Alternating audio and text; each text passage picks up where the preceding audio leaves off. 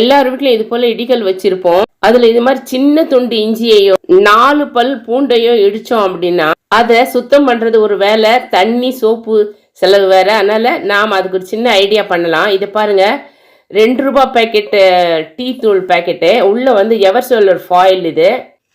இது போல காஃபி தூள் சேஷக்குள்ளேயும் சேமிச்சு வச்சுக்கிட்டோம் அப்படின்னா அதுக்குள்ள அந்த சின்ன துண்டு இஞ்சை போட்டு நல்லா இடிச்சுக்கலாம்.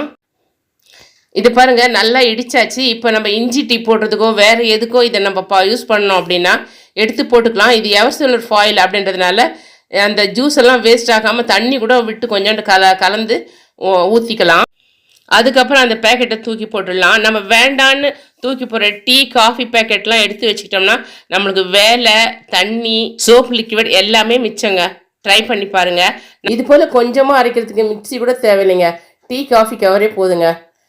ட்ரை பண்ணி பாருங்கள். தேங்க்யூ ஃபார் வாட்சிங்.